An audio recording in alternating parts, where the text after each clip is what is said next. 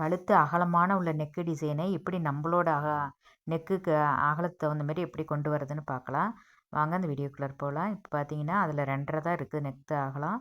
அடித்து திப்புறத்துக்கு ஒரு 1/4 இன்ச்சு நம்ம இருங்குவோம். அதனால் 2.25 அகலம் வச்சுட்டு மிச்சத்தை வந்து அப்படியே வச்சு நீங்கள் நேர்கோடு போட்டிங்கன்னா அதை வந்து ஜாயின் பண்ணிவிடுங்க. டிச்சிங் பண்ணிட்டோம்னா நமக்கு 2.25 அகலம் வந்துடும். நம்ம வந்து அப்படியே அடித்து திருப்பிடலாம்.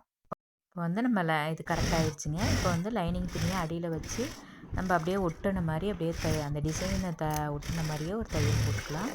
தையல் போட்டுட்டு ஒரு 1/2 இன்ச்சு விட்டு கட் பண்ணிவிடுங்க. இப்போ கட் பண்ணிவிட்டு நம்ம வந்து கொஞ்சம் கொஞ்சம் நம்ம கட் பண்ணி விட்டுட்டோம்னா நல்லா அந்த டிசைன் வந்து நமக்கு நல்லா வளைஞ்சி கொடுக்கும்.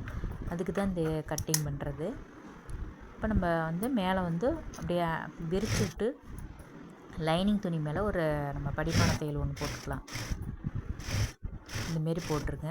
போட்டுட்டு அதுக்கப்புறமா நல்லா மறுபடியும் மடித்து விட்டுட்டு 2த்தையும் சேர்த்து வச்சு ஒரு தையல் ஒன்று போட்டுக்கலாம். இப்போ போடும்போது பார்த்திங்கன்னா நம்மளோட நெக்கு இவ்வளோ அகலமான உள்ள நெக்கும் நம்மளோட நெக்கு அகலத்துக்கு தகுந்த மாதிரி நமக்கு டிசைன் பண்ணிட்டோம். ஓகே ஃப்ரெண்ட்ஸ், உங்களுக்கு பிடிச்சிருந்தால் லைக் பண்ணுங்கள், ஷேர் பண்ணுங்கள், சப்ஸ்கிரைப் பண்ணுங்கள். Okay friends, thank you.